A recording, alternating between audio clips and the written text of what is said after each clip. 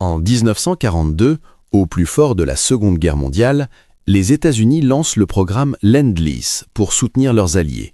Des milliers de tonnes d'armement traversent l'Atlantique et le Pacifique. Parmi ces envois, un canon anti-char de 37 mm arrive en Union soviétique, le M3. Les ingénieurs soviétiques l'examinent avec scepticisme. Ils possèdent déjà leur propre canon de 45 mm, testé au combat contre les panzers allemands. Ce petit canon américain semble faible, presque ridicule face aux redoutables Tiger et Panther qui déferlent sur le front de l'Est. Certains officiers soviétiques rient même ouvertement. Pourtant, derrière ce canon apparemment inadéquat, se cache une histoire fascinante sur la coopération militaire, les priorités stratégiques et les leçons inattendues de la guerre. Aujourd'hui, nous allons découvrir pourquoi les Soviétiques ont changé d'avis et ce que cette arme révèle vraiment sur l'alliance entre l'Est et l'Ouest pendant la guerre la plus dévastatrice de l'histoire. Le 11 mars 1941, 9 mois avant l'attaque de Pearl Harbor, le président Franklin Roosevelt signe le Lend-Lease Act.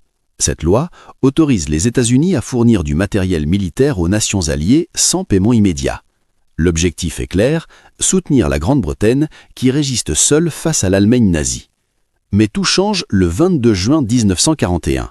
L'opération Barbarossa est lancée. 3 millions de soldats allemands envahissent l'Union soviétique sur un front de 2900 km. Les pertes soviétiques sont catastrophiques. En 6 mois, plus de 3 millions de soldats sont tués, capturés ou blessés. Face à cette situation désespérée, les États-Unis étendent le Lend-Lease à l'URSS dès novembre 1941.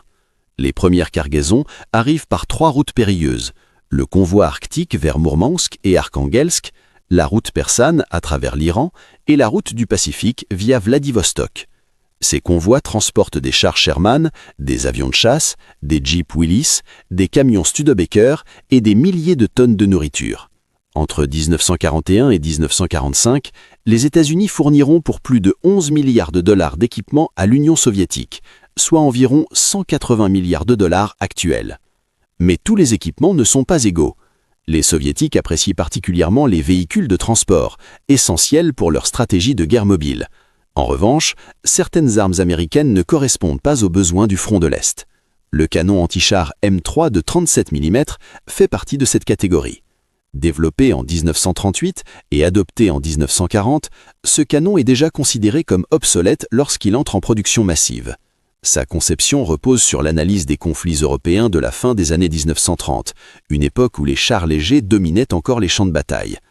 En 1942, la guerre blindée a radicalement évolué. Les Allemands déploient des Panzer IV améliorés, des Tiger avec un blindage frontal de 100 mm et préparent les redoutables Panther. Dans ce contexte, un canon de 37 mm semble dérisoire. Pourtant, Washington décide d'en envoyer 63 exemplaires à Moscou, principalement pour remplir les quotas du Lend-Lease et démontrer la bonne volonté américaine. Les Soviétiques reçoivent ces caisses marquées 37 mm gun M3A1 avec une curiosité mêlée de doute. Ils vont bientôt découvrir si ce canon mérite leur attention ou leur mépris. Si vous trouvez cette histoire fascinante, laissez le mot Lend-Lease dans les commentaires et abonnez-vous à l'Énigme militaire pour ne manquer aucun de nos documentaires sur la Seconde Guerre mondiale. Le canon anti-char M3 de 37 mm mesure 1,98 m de long pour un poids total de 414 kg. Son tube rayé de 53 calibres peut tirer des obus perforants à une vitesse initiale de 884 mètres par seconde. En théorie, à 460 mètres, il peut pénétrer 53 mm de blindage vertical. Sur le papier, ces chiffres semblent respectables pour 1940. En réalité, face aux chars allemands de 1943, ils sont dramatiquement insuffisants. Le système de recul hydropneumatique permet de réduire le choc lors du tir, mais l'affût sur roue à pneumatique le rend difficile à manœuvrer sur les terrains boueux du front de l'Est. L'équipage de 5 hommes doit positionner le canon, le camoufler, attendre l'ennemi et espérer un tir latéral ou arrière sur un char allemand.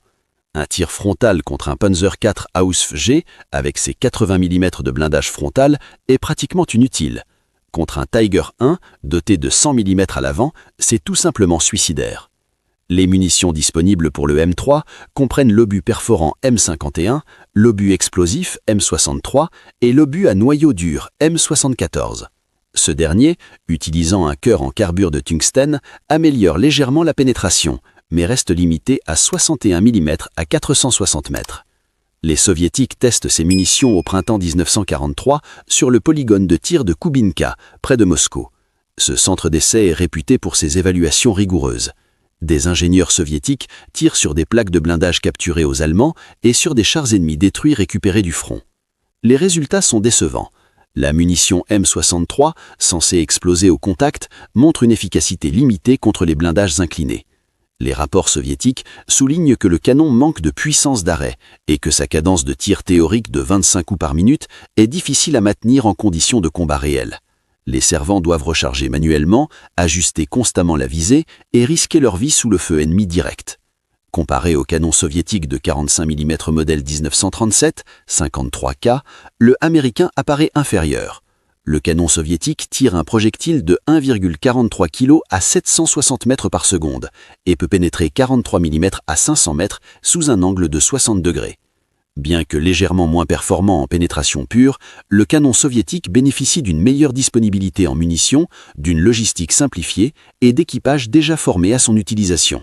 Les Soviétiques produisent plus de 37 000 canons de 45 mm pendant la guerre, contre seulement 63 exemplaires reçus des États-Unis. La distribution du M3 révèle également les priorités américaines. Alors que l'URSS ne reçoit que 63 exemplaires, la Chine, combattant les Japonais, en reçoit 1669. Cette explication se fait sur la nature de l'ennemi. Les chars japonais type 95 Ago et type 97 Shi-A possèdent un blindage maximal de 25 mm. Contre cette arme légère, le M3 est parfaitement adapté. En Chine, au Burma et dans les îles du Pacifique, le canon américain se révèle efficace et apprécié. Sur le front de l'Est, face au Panzer allemand, il est presque obsolète avant même d'être déballé. En mars 1943, les 63 canons M3 arrivent dans les ports soviétiques de Mourmansk et Vladivostok. Les caisses en bois portent les marquages militaires américains et des instructions en anglais. Les officiers soviétiques, responsables de la réception, organisent rapidement le transport vers le centre d'essai de Koubinka, situé à environ 63 km à l'ouest de Moscou. Ce complexe militaire secret abrite des ingénieurs, des artilleurs expérimentés et une collection impressionnante de matériel capturé aux Allemands, Italiens et Japonais.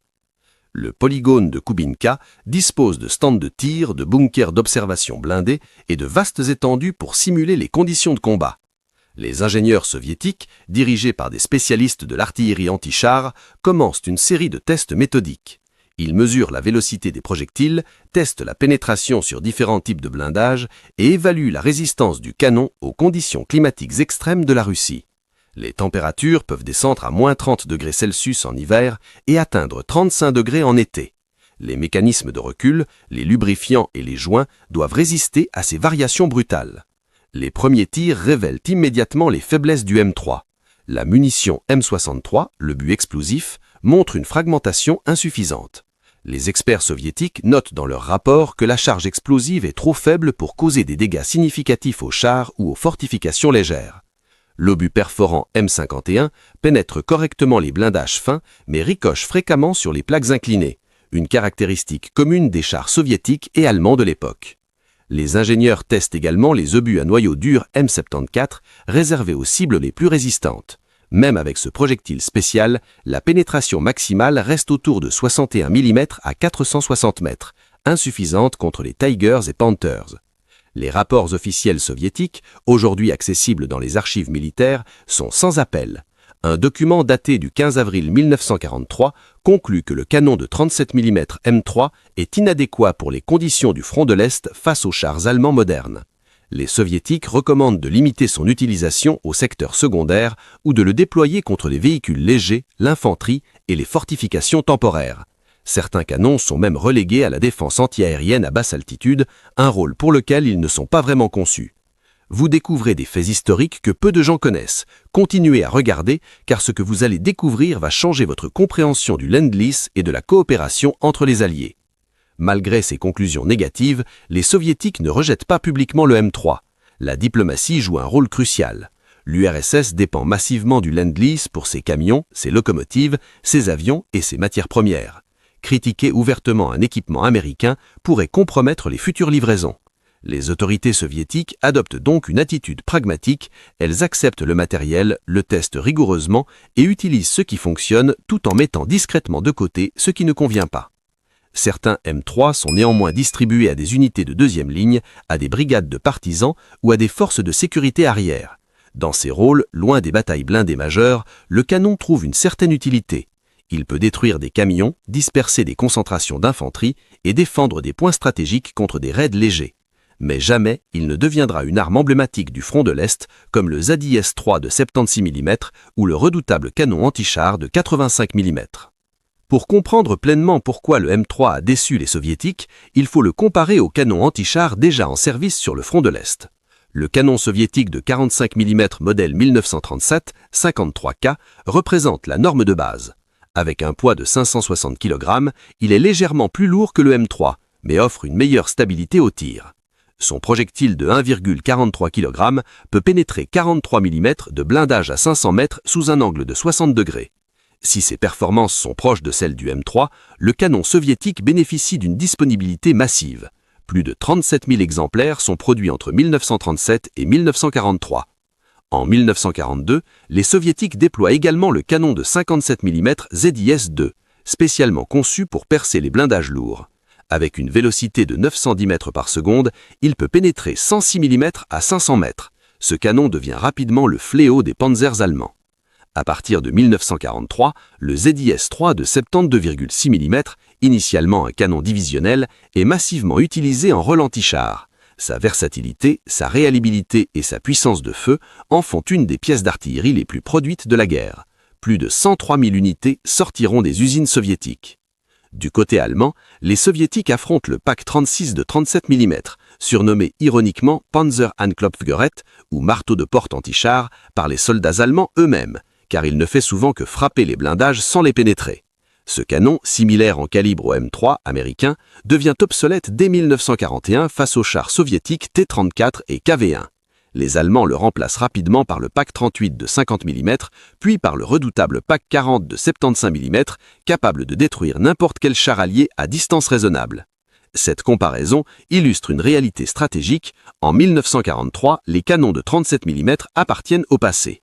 Les ingénieurs militaires du monde entier reconnaissent qu'il faut au minimum du 50 mm, idéalement du 75 mm ou plus, pour affronter les chars modernes. Les États-Unis eux-mêmes remplacent le M3 par le M57, une copie licence du redoutable canon anti-char britannique QF6 Pounds. Ce nouveau canon, avec une capacité de pénétration de 73 mm à 900 mètres, répond enfin aux exigences du combat blindé moderne. Les soviétiques comprennent également que l'efficacité d'un canon anti-char ne dépend pas seulement de ses caractéristiques techniques. La tactique, le camouflage, la formation des équipiers et la coordination avec l'infanterie et les chars jouent un rôle déterminant. Un canon bien positionné, embusqué et manœuvré par un équipier expérimenté peut détruire des cibles largement supérieures sur papier. Mais avec un calibre de 37 mm, même le meilleur équipier atteint rapidement les limites physiques de l'arme. Les tests de Kubinka démontrent également l'importance de l'angle d'impact. Un obus de 37 mm tiré perpendiculairement sur un blindage de 30 mm le pénètre facilement. Le même obus, tiré sous un angle de 60 degrés, ricoche fréquemment sur les plaques inclinées, une caractéristique commune des chars soviétiques et allemands de l'époque. Les ingénieurs testent également les obus à noyau dur M74 réservés aux cibles les plus résistantes. Même avec ce projectile spécial, la pénétration maximale reste autour de 61 mm à 460 mètres, insuffisante contre les Tigers et Panthers. Les rapports officiels soviétiques, aujourd'hui accessibles dans les archives militaires, sont sans appel. Un document daté du 15 avril 1943 conclut que le canon de 37 mm M3 est inadéquat pour les conditions du front de l'Est face aux chars allemands modernes. Les soviétiques recommandent de limiter son utilisation au secteur secondaire ou de le déployer contre les véhicules légers, l'infanterie et les fortifications temporaires. Certains canons sont même relégués à la défense antiaérienne à basse altitude, un rôle pour lequel ils ne sont pas vraiment conçus. L'histoire du canon M3 en Union soviétique pourrait sembler anecdotique, un simple épisode d'incompatibilité d'équipement, mais elle révèle en réalité une vérité fondamentale sur le Lend-Lease. Le succès de ce programme ne réside pas dans les armes individuelles, mais dans la logistique, les véhicules et les matières premières qui ont permis à l'Armée rouge de mener sa guerre d'anéantissement contre la Wehrmacht. Entre 1941 et 1945, les États-Unis envoient à l'URSS 427 284 camions, dont 206 222 Studebaker US-6. Ces camions robustes deviennent l'épine dorsale de la logistique soviétique. Ils transportent des troupes, des munitions, de la nourriture et du carburant sur des milliers de kilomètres. Sans eux, les offensives soviétiques de 1944 et 1945, caractérisées par leur rapidité et leur portée opérationnelle, auraient été impossibles. Les généraux soviétiques, y compris Zhukov lui-même, reconnaîtront après-guerre que les camions américains ont été essentiels à la victoire. Les États-Unis fournissent également 13 303 véhicules blindés, dont 7 056 chars Sherman et 1 386 chars légers M3 Stewart. Bien que les Soviétiques préfèrent leur propre T-34, les Sherman équipent de nombreuses unités blindées, notamment pendant la libération de l'Europe de l'Est. Les pilotes soviétiques reçoivent 14 795 avions, dont 2 908 Douglas A-20 Hawk et 2 618 Bell P-39 Air Cobra. Ce dernier, peu apprécié par les pilotes américains, devient l'un des chasseurs préférés des as soviétiques, dont Alexandre Pokrychkin, crédité de 59 victoires aériennes. Mais le Lend-Lease va au-delà du matériel militaire. Les États-Unis envoient 1900 locomotives et 11 075 wagons de chemin de fer pour maintenir le réseau ferroviaire soviétique en état de marche. Ils livrent 4,5 millions de tonnes de nourriture, dont du porc en conserve, du beurre, du sucre et des œufs en poudre, nourrissant les soldats et les civils soviétiques. Ils fournissent 345 735 tonnes d'explosifs, permettant la production de millions d'obus et de bombes. Ils expédient 2,67 millions de tonnes d'essence et de produits pétroliers, alimentant les chars, les camions et les avions soviétiques. L'industrie soviétique, déplacée à l'est de l'Ural après l'invasion allemande, dépend également des matières premières américaines. Les États-Unis envoient 802 000 tonnes d'acier, 328 000 tonnes de cuivre, 387 600 tonnes d'aluminium et 55 000 tonnes de zinc. Ces métaux permettent la production massive de T-34, d'avions Yak et d'artillerie lourde. Sans cet approvisionnement, la production soviétique aurait considérablement diminué en 1943 et 1944, ralentissant la contre-offensive. Staline lui-même, lors d'un banquet à Téhéran en novembre 1943, porte un toast au Lend-Lease. Il déclare que sans les camions, les locomotives et les matières premières américaines, l'URSS aurait perdu la guerre. Cette reconnaissance publique, rare de la part du dirigeant soviétique, témoigne de l'importance vitale de l'aide américaine. Après-guerre, la propagande soviétique minimisera cette contribution, mais les faits historiques restent indiscutables. Le canon M3 de 37 mm, ridiculisé par les ingénieurs soviétiques, représente donc l'exception plutôt que la règle. La majorité du matériel Lend-Lease a répondu aux besoins soviétiques ou les a dépassés. Les Américains ont appris à écouter les demandes de leurs alliés, à adapter leurs envois et à privilégier ce qui faisait vraiment la différence. Les Soviétiques, de leur côté, ont appris à intégrer efficacement l'équipement étranger dans leur doctrine militaire. Cette coopération pragmatique, malgré les tensions idéologiques entre capitalisme et communisme, a démontré que la survie commune primait sur les différences politiques. Le Lend-Lease a coûté aux États-Unis environ 50 milliards de dollars de l'époque, soit près de 800 milliards de dollars actuels. Cet investissement massif a permis de maintenir l'URSS dans la guerre, d'accélérer la défaite nazie et de façonner l'ordre mondial d'après-guerre. Aujourd'hui, les historiens reconnaissent que le Lend-Lease a été l'une des opérations logistiques les plus ambitieuses et les plus réussies de l'histoire militaire. Il a sauvé des millions de vies, raccourci la guerre et prouvé que même les nations idéologiquement opposées peuvent collaborer face à un ennemi commun. Le petit canon M3, ridiculisé et mis de côté, nous rappelle que la guerre moderne ne se gagne pas seulement avec des armes, mais avec de la stratégie, de la diplomatie et de la coopération internationale. Cette histoire vous a surprise? Connaissiez-vous l'ampleur du programme Lend-Lease et son impact décisif sur la victoire des Alliés? Partagez votre opinion dans les commentaires ci-dessous. Si ce documentaire vous a plu, n'oubliez pas de laisser un like et de vous abonner à l'Énigme militaire, votre chaîne de référence pour découvrir les histoires méconnues et fascinantes de la Seconde Guerre mondiale. Activez la cloche de notification pour ne manquer aucune de nos prochaines enquêtes historiques. À très bientôt pour un nouveau documentaire captivant.